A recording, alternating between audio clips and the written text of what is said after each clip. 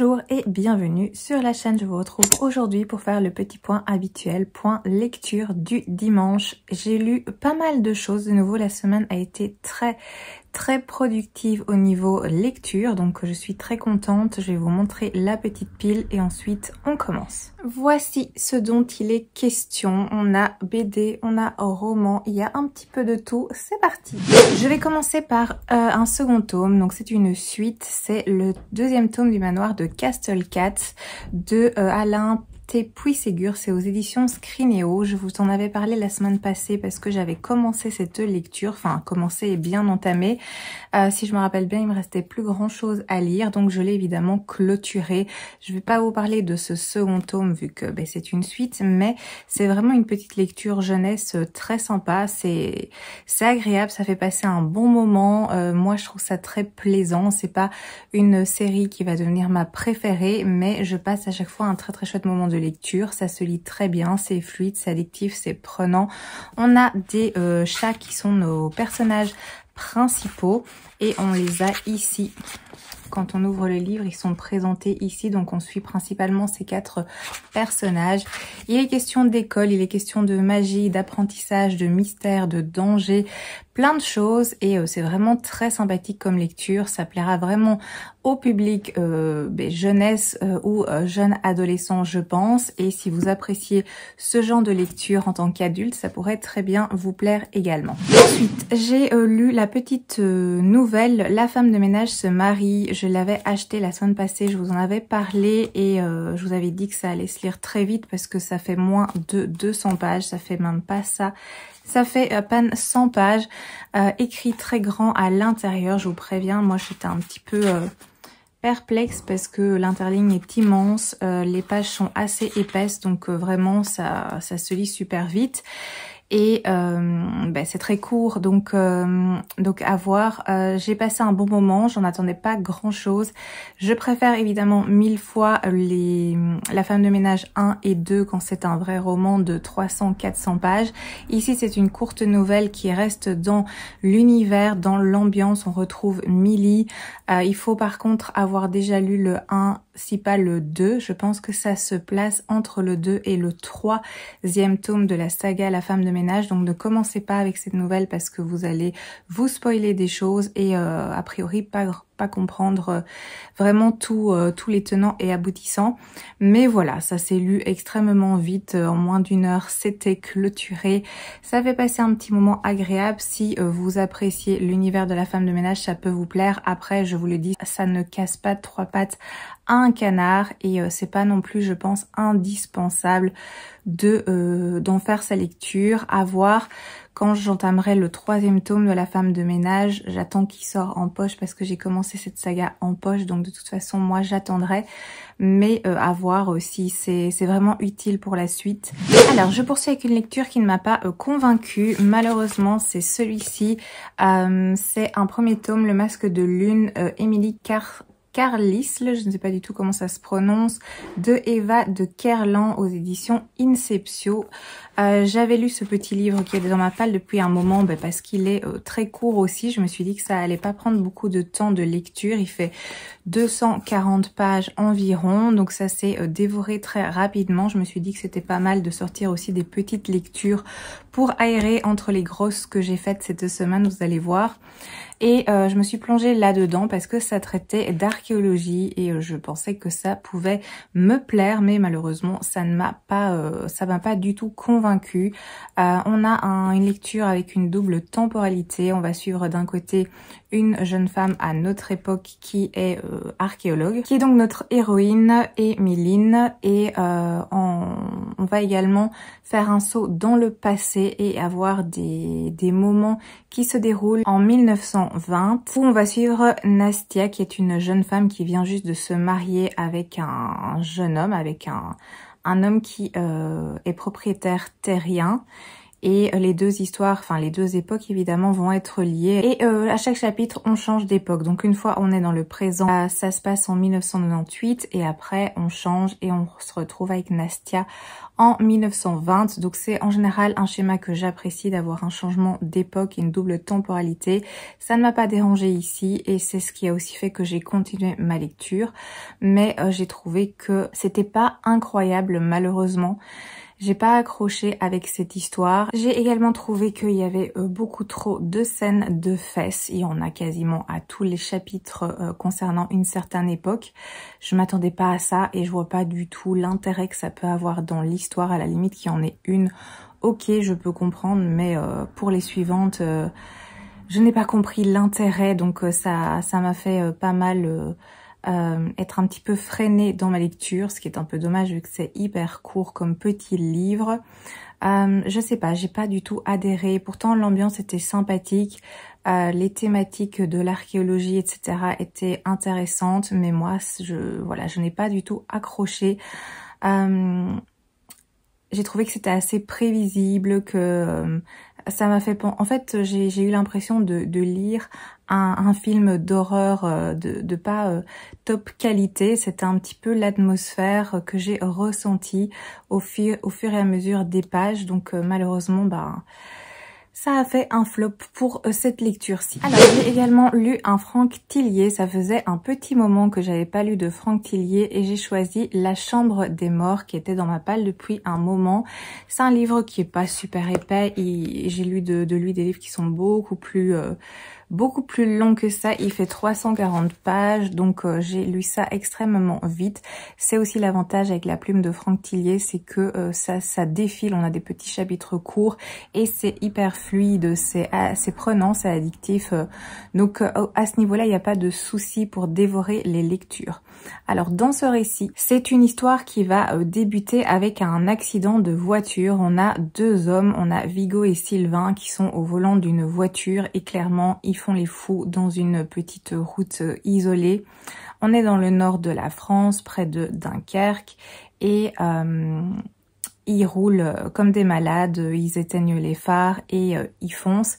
Et manque de bol, eh bien ils percutent quelque chose et ce quelque chose s'avère être un homme qui est mort sur le coup. Ils vont le constater et cet homme, il transportait avec lui un sac contenant des billets pour une somme de 2 millions d'euros.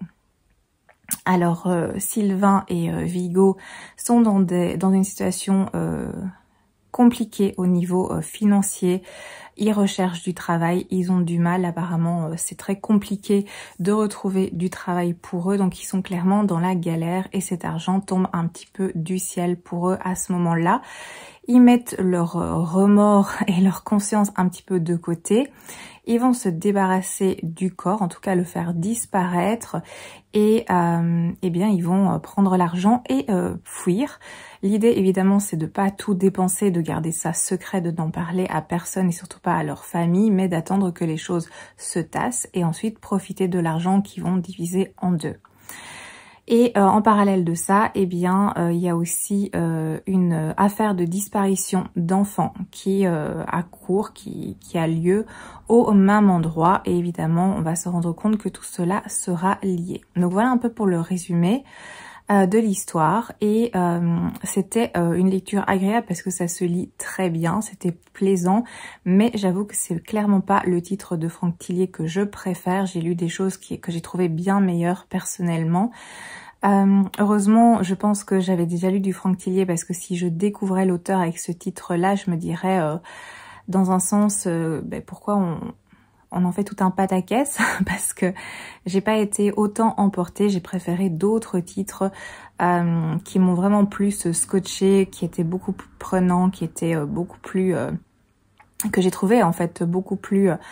sympa à lire et qui m'ont laissé une grosse impression. Celui-ci n'en fait pas partie. Après, j'ai pas passé un mauvais moment comme je vous l'ai dit, mais je trouve qu'il est en dessous de ce que j'ai pu lire précédemment. Il y a donc des thématiques qui sont les disparitions d'enfants. on a de la taxidermie, on a le meurtre, on a aussi la séquestration, pas mal de thématiques qui sont abordées ici, je n'en dis pas trop non plus. On va suivre le personnage de Lucy Hennebel, donc c'est pas le personnage de Charcot, qui est un autre policier récurrent qu'on suit dans d'autres affaires. Ici, on est avec Lucy Hennebel. C'était plaisant à suivre. Il y a des rebondissements, le rythme est présent. J'en attendais tout simplement plus. Il y a aussi pas mal de violence. Attention, il y a des choses qui sont assez dures. Déjà, ça parle de disparition d'enfants, donc vous voyez un petit peu le genre de thématique. Il y a aussi l'aspect taxidermie, comme je vous l'ai dit, donc c'est pas des thématiques hyper joyeuses. Il y a aussi la thématique de la folie, clairement, qui est abordée ici. C'était une lecture sympa, mais sans plus pour ma part. Toujours dans les polars, j'ai lu La Nuit des Fous, qui est aussi un de mes achats de la semaine passée que je vous avais présenté. C'est aux éditions Pocket, c'est de Anouk Schutterberg. Et j'ai pas pu attendre, je l'ai directement commencé et terminé. Alors, dans ce récit, on va suivre Élise. Élise qui est une jeune femme qui a un problème de santé qui l'handicape depuis des années. Et malheureusement pour elle, son père va décéder. Et en fait, c'était sa seule famille en fait qui lui restait. Donc elle se trouve dans une situation extrêmement difficile à gérer et elle va découvrir que elle a une tante. Donc on lui a caché cet élément et apparemment son frère a une sœur du coup. Et elle va essayer de reprendre contact avec cette tante pour avoir un lien familial, pour retrouver un lien familial avec cette personne vu que c'est à présent sa seule famille. Et elle va engager un détective privé pour la retrouver parce que ça fait des années évidemment que il y a plus aucun lien, il y a plus aucun, elle a pas de téléphone, elle a rien du tout concernant cette tante. Elle sait juste qu'elle existe, elle sait même pas si elle est encore vivante depuis toutes ces années. Bref, elle fait appel à un détective privé qui va retrouver cette fameuse tante et va lui donner ses coordonnées. Donc elles vont s'écrire, elle va se présenter et cette tante est absolument ravie d'avoir de ses nouvelles et va être tout à fait ok pour qu'elles puissent se rencontrer et passer du temps et se découvrir l'une et l'autre. Donc voilà, elles se rencontrent, ça se passe bien et elles habitent à des endroits assez éloignés toutes les deux. Donc Élise va être invitée chez sa tante qui vit dans une zone assez retirée, assez boisée, campagnarde, isolée. Elle vit là avec son mari et tout a l'air vraiment charmant. Ils font tout pour lui plaire, etc. Évidemment, comme vous vous en doutez, il y aura un souci qui va très vite se dévoiler, mais je vais pas plus loin à ce niveau-ci. Et en parallèle de ça, on a découvert les cadavres, plutôt les squelettes de 5 corps qui ont été retrouvés dans le Jura. Et chose très bizarre parce que ces corps ont été positionnés d'une façon assez étrange, de manière à laisser un message. On va suivre le commissaire Jourdain. Non, c'est le commandant Jourdain qui va être chargé de cette affaire. Et donc, on suit ces deux histoires un petit peu en parallèle. D'un côté, on a l'histoire de Élise et on a aussi l'affaire de ces squelettes avec le commissaire Jourdain. Et évidemment, vous vous en doutez, tout sera lié. Donc voilà pour le petit résumé. Et j'ai passé un bon moment avec cette lecture. Là aussi, ça se lit bien, c'est fluide, ça se lit rapidement. On a des petits chapitres courts. J'ai bien apprécié les thématiques, j'ai bien apprécié l'affaire criminelle que le commissaire... Non, le commandant. Je sais pas pourquoi, mais je confonds toujours commissaire et commandant. Bref, le commandant Jourdain. Je vous avais dit que la semaine passée que c'est pas le premier tome de cette saga où on suit donc ce commandant, c'est le 3e. Donc c'est vrai qu'on va découvrir un personnage qui est en dépression, clairement. Il a vécu des choses très difficiles précédemment, donc on est de nouveau sur le schéma d'un policier torturé, traumatisé, dépressif. C'est un schéma qu'on voit assez souvent, je trouve. Enfin, moi, je lis pas que du policier et pourtant, je trouve que voilà, c'est un schéma qui revient assez souvent et c'est pas que ça me plaît pas, mais voilà, j'ai l'impression que c'est tout le temps la même chose. On a des policiers qui sont pas bien dans leur tête à chaque fois, mais bon, bref, c'est un détail. Après, ça m'a pas trop gênée au niveau de la lecture. Dans ce récit, il va être question de disparition, il va être question de meurtre, il va être question de folie, il y a un aspect psychologique qui est présent. Il est question de vengeance, de maltraitance, de violence aussi. Attention, il y a pas mal de violence. Notamment, il y a une scène qui, moi, m'a rebuté énormément, que du coup j'ai passé parce que c'était limite gore, je trouve. Et j'avoue qu'on aurait pu s'en passer. Enfin, moi, je pense que si cette scène n'avait pas été présente dans la lecture, ça n'aurait pas du tout gêné. Et ça m'aurait pas rebuté justement. Après avoir, chacun en pensera ce qu'il voudra, bien entendu. Mais pour moi, cette scène, je vous dis pas laquelle évidemment, mais cette scène n'était pas du tout indispensable à l'histoire. On aurait pu s'en passer, on comprend très bien la situation du personnage, on se met à sa place, il n'y a pas de souci par rapport à ça, c'était vraiment pas indispensable. Donc il y a juste ce petit élément-là qui moi, personnellement, m'a gênée. Après, l'histoire, elle se lit bien, elle est fluide. Il y a quelques petites incohérences, je trouve, j'ai trouvé dans le récit, mais ça m'a fait passer quand même un agréable moment de lecture. Ça révolutionne pas le genre, c'est pas quelque chose qui est surprenant, mais ça fait passer un bon moment, ça fait le job, donc voilà pour celui-ci. Je passe au livre beaucoup plus épais parce que j'ai terminé La Guilde des Ombres, qui était une lecture audio que je faisais et je l'ai clôturée. C'est de Anatrice, c'est le premier tome, Le Don de la Mort, aux éditions Pocket. Là évidemment on est sur du lourd parce que c'est un livre qui fait plus de 800 pages et eh bien j'ai dévoré cette écoute pour ma part. Et j'ai beaucoup apprécié cette lecture. Dans ce livre, en fait, on va suivre la Guilde des Ombres, est-ce étonnant, qui sévit dans une ville qui s'appelle Clepsydre, qui est pas une ville super accueillante, bien entendu. Et en fait, cette guilde compte comme membres, compte dans ses rangs des tueurs, des assassins professionnels, qui sont extrêmement efficaces, qui ont des aptitudes incroyables avec leurs armes, mais également avec leurs dons, parce que les personnes qui composent cette guilde sont des elfides, donc ce ne sont pas des humains, et ils ont des aptitudes assez incroyables, ils ont des dons. Et étant donné que ce sont des elfides, eh bien ils ont une longévité beaucoup plus importante que les êtres humains, et donc cette guilde, elle existe depuis des siècles.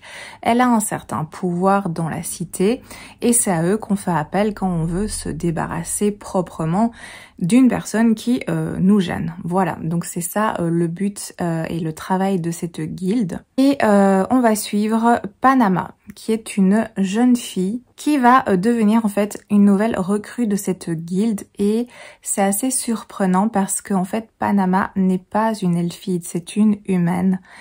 Et c'est la première fois que ça arrive. Et de un, donc Panama est une humaine, mais en plus elle a un don, et un don assez unique en son genre. Et on va la suivre évoluer au sein de cette guilde. Voilà, je vais pas plus dans les détails, mais j'ai adoré cette lecture, c'était vraiment excellent. Alors c'est une lecture de dark fantasy, ça appartient au genre de la dark fantasy. C'est destiné à un public clairement adulte parce qu'il y a de la violence, parce qu'il y a des assassinats, parce que parfois il y a des paroles un peu crues, un peu vulgaires, et aussi parce que il y a des scènes de fesses aussi. Donc tout ça fait que c'est clairement un titre destiné à un public adulte, mais j'ai bien aimé parce que c'est bien fait, c'est bien construit, on a un univers qui est travaillé, qui est intéressant. Ça parle de magie, ça parle de mort, ça parle de dragons, d'apprentissage aussi, parce qu'on va suivre Panama, cette jeune fille qui va évoluer au sein de cette guilde et entamer son apprentissage, le but étant de devenir un assassin professionnel, bien sûr. J'ai beaucoup apprécié l'ambiance, j'ai beaucoup apprécié les personnages aussi.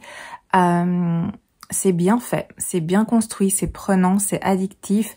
Le livre est énorme et moi je n'y ai pas trouvé de longueur. Après il y a certains moments où ça prend son temps, je ne dis pas, mais moi personnellement je n'y ai pas vu de longueur parce que j'étais vraiment bien dans cette lecture. J'ai apprécié vraiment de la première à la dernière page. J'ai pas trouvé ça long, j'ai pas trouvé ça lent. C'est bien fait, oui j'ai vraiment apprécié la découverte. C'est un livre qui attendait depuis en fait sa sortie en poche dans ma palle, donc ça faisait 1 an, non ça doit faire 2 ans, quelque chose comme ça, si pas un petit peu plus. Et j'en entendais parler assez souvent avec des très bons échos. Et c'est vrai que dans un sens ça me donnait envie de le sortir, mais j'avais un peu peur d'être déçue personnellement, d'avoir trop d'attentes par rapport à ce titre.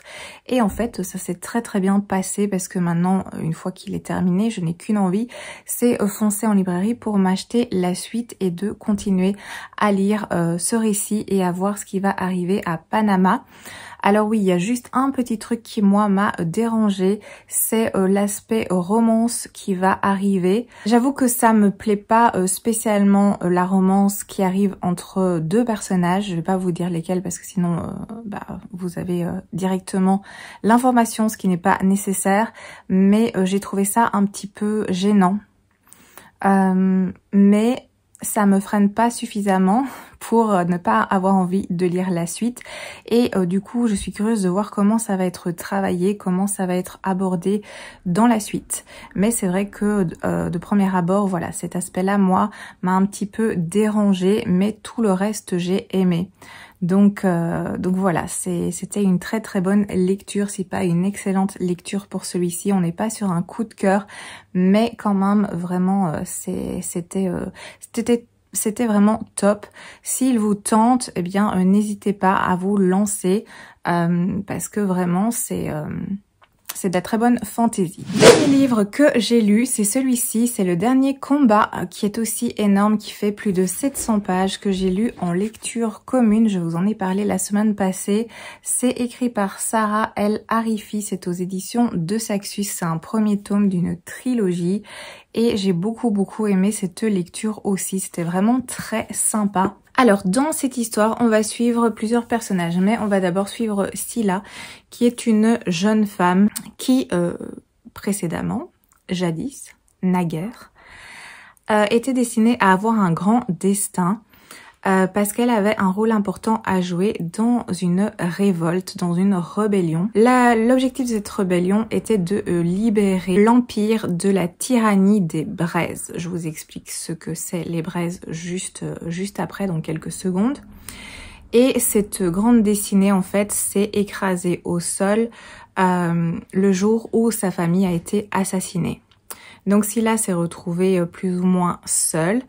Elle a fait des choix discutables, des mauvais choix vraiment. Et depuis, eh bien, elle survit comme elle peut. On va aussi suivre un autre personnage qui est Anor. Et Anor, à l'opposé de Scylla, est une jeune femme qui, elle, est la fille d'une des dirigeantes de l'Empire. Donc sa condition sociale est clairement l'opposé de Scylla. Mais tout n'est pas rose étant donné que Anor est maltraitée depuis qu'elle est toute petite par sa mère, qui lui ont fait voir des vertes et des pas mûres. Elle est vraiment très méchante et violente avec elle. Et cette méchanceté vient du fait de l'origine du sang de Anor. De nouveau, je vous explique juste après l'importance du sang. Donc on suit ces 2 personnages et on va encore suivre un 3e personnage qui est Assa. Je vais pas rentrer trop dans les détails par rapport à ce personnage féminin, mais du coup on a le récit avec 3 personnages féminins, Scylla, Anor et Assa, qui ont toutes les 3 des conditions et des vies très différentes. Et un jour, eh bien des épreuves vont être organisées, des épreuves très importantes, étant donné qu'elles servent en fait à sélectionner un nouveau dirigeant pour l'Empire. Donc Scylla va vouloir y participer, Anor aussi va vouloir y participer pour des raisons qui leur sont propres. Je ne vous dévoile pas lesquelles ici, mais voilà l'élément un petit peu important et déclencheur qui va les rapprocher, qui va rapprocher ces 3 femmes. Voilà pour le résumé, donc on va suivre tout ça. Maintenant, au sujet du sang, eh bien on est dans un univers où le sang est important et est de couleurs différentes. En fait, il y en a 3. On a des personnages qui ont le sang rouge et ils sont appelés les braises. Les braises sont les dirigeants. Donc eux, ils possèdent de la magie aussi. C'est rattaché à cette particularité. Donc le sang rouge permet de manipuler la magie. Ils font partie de l'élite en gros. On a aussi le sang bleu. Ça, c'est celui des cendres, qui en gros sont les pauvres et les travailleurs de l'Empire. Et enfin, on a le sang transparent, où là, ce sont les esclaves, en fait. Et ils sont nommés les hanteurs. Donc voilà, on a cet empire qui est structuré par rapport au sang, les braises étant l'élite, les cendres étant les travailleurs plutôt pauvres, et on a les transparents, les hanteurs, ceux dont le sang est transparent, qui sont les esclaves. Voilà un petit peu dans quel genre d'univers on se trouve, et ce sang, comme vous l'avez compris, est extrêmement important et permet de bénéficier ou pas de la magie. Et j'ai beaucoup apprécié cette thématique, cet élément que j'ai trouvé original, que j'ai trouvé bien travaillé. J'ai beaucoup apprécié ce premier tome qui est très prometteur. C'est une briquette, mais ça s'est lu très bien. Après, on avait fait une découpe du livre et c'était entre 80 et 90 pages par jour, donc ça se lit bien. C'est pas de trop, c'est pas trop peu, même s'il y a certains moments où j'avais envie d'un petit peu continuer parce que je trouve que c'était bien écrit, c'était fluide, on avait envie d'en savoir un petit peu plus, d'avancer. On a des personnages qui sont très intéressants et qui changent parce que ce sont des personnages qui ont des faiblesses, qui ont des blessures, qui ne sont pas des héros en fait, ce sont des personnages qui ont été abîmés, qui sont abîmés par la vie, qui ont leur trauma et en fait qui se battent pour leur survie et pour justement pouvoir venir à bout de ces blessures. Ils luttent clairement tous les jours avec leurs démons et je trouve ça très intéressant. Ça change aussi des héros conventionnels, j'ai envie de dire. J'ai apprécié ces 3 personnages féminins, donc Scylla, Anor et Assa. On a leurs destinées évidemment qui vont se lier. On va en apprendre un petit peu plus sur chacun de ces 3 personnages. J'ai aussi apprécié la thématique des épreuves, même si je trouvais que ça manquait un peu de développement. J'aurais apprécié avoir plus d'éléments, plus d'informations, passer davantage de temps avec ces épreuves. Mais donc pour tout ça, vraiment, c'était très sympa comme lecture, très intéressant. Ça change aussi de ce qu'on a l'habitude de lire, je trouve. Il y a des thématiques qui reviennent qu'on a l'habitude d'avoir comme les épreuves, mais moi c'est une thématique que j'aime bien. Oui, il y a de la magie, mais une magie intéressante qui est liée, rattachée au sang.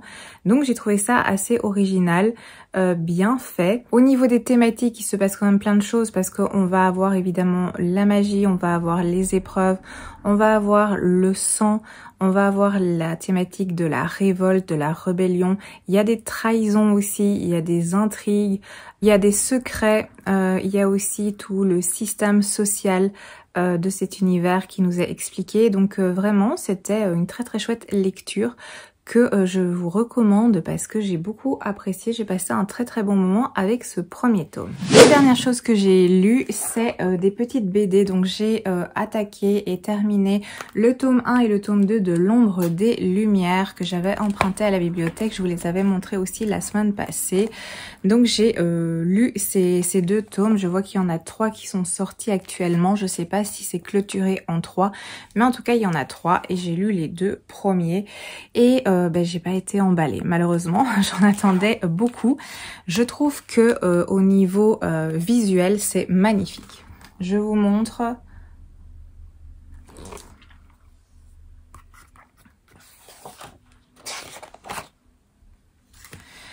On a ce genre de dessin, ce genre de planche, ce genre de coloris. C'est vraiment très beau. Visuellement, c'est vraiment top. J'ai passé un très chouette moment à parcourir les pages. Après, j'ai pas été embarquée dans ce récit. J'ai bien apprécié le début du premier tome, mais après, je me suis un petit peu détachée de l'histoire. L'idée, en fait, c'est de suivre la vie d'un homme à travers des messages épistolaires qui ont été retrouvés dans le tiroir d'un, comment est-ce qu'on appelle ça, un secrétaire, voilà. Donc l'histoire est construite là-dessus via en fait des échanges écrits et on suit la vie d'un personnage qui est le chevalier de Saint-Sauveur. Et c'est vrai qu'il a une vie assez intéressante et il se passe plein de choses dans sa vie. C'est un personnage assez unique en son genre, mais je sais pas, moi j'ai pas été impliquée autant que je le souhaitais. J'ai apprécié l'ambiance historique dans laquelle on se trouve, mais voilà, j'ai pas été emportée, je lirai pas la suite parce que je me suis un peu poussée pour lire le second tome parce que j'avais pas très envie à la fin du premier, mais je me suis dit voilà, je l'ai emprunté, autant le découvrir vu qu'il est là, il est à la maison. Mais le second tome m'a pas fait plus que ça changer d'avis. Je dis pas que c'est mauvais, je pense que ça pourrait plaire vraiment à plein de monde, mais moi j'ai pas été du tout embarquée. À moi, ça ne m'a pas convenu tout simplement. Parfois, on sait pas trop pourquoi, c'est très subjectif, on accroche ou on n'accroche pas. Moi, j'ai pas accroché, mais si vous l'avez lu, n'hésitez pas à me dire ce que vous en avez pensé, ça m'intéresse. Voilà pour mes lectures faites cette semaine. Maintenant, petit point sur mes lectures en cours. Plusieurs choses aussi. J'ai commencé la petite boutique de sortilèges qui est vraiment magnifique. C'est ceci. J'ai tout juste commencé. Je suis au chapitre 3, donc j'ai pas beaucoup avancé, mais je l'ai démarré. J'ai aussi démarré Nous de Christelle Dabos, que je vous avais montré la semaine passée, aussi emprunt bibliothèque pour celui-là. J'ai aussi tout juste commencé. J'ai lu une vingtaine de pages peut-être, oui, 25 pages, donc je peux pas encore vous en dire grand-chose dans l'état actuel. Oh sinon, j'ai un petit peu plus avancé dans le Royaume de Tobin, la deuxième intégrale. Je suis à 150 pages, donc j'ai avancé, c'était dans mes plans, je suis contente. Ça se lit très bien malgré l'épaisseur de cette lecture, mais moi c'est une histoire qui m'intéresse, donc j'avance quand même bien. Ou sinon en lecture audio, eh bien je suis en train de lire ceci, donc The Wind Weaver de Julie Johnson aux éditions Hugo, et je suis bien lancée dans cette lecture parce que vous voyez, j'ai dépassé la moitié. C'est un récit où il est question de faer. Je trouve que le livre est vraiment magnifique avec un très très beau jaspage sur les côtés, sur les tranches comme ceci. C'est vraiment très très beau. Pour l'instant, ça me plaît bien. L'histoire est intéressante. C'est des faets. Moi, j'en suis pas dégoûtée. Je sais que il y a des personnes qui sont un petit peu qui ont un trop plein de faets, parce que c'est vrai qu'à un moment donné il y avait presque que ça, c'était tout le temps des faets dont il était question, mais moi je n'ai pas eu d'overdose de faets parce que j'ai pas lu tout ce qui sortait à ce sujet-là, donc moi ça me pose pas de problème. Et sinon, dernière chose, c'est ceci. Je suis en train de lire Un si fragile enchantement de Alison Saft aux éditions Big Bang. Le livre est absolument magnifique. Là aussi, on a un très joli jaspage.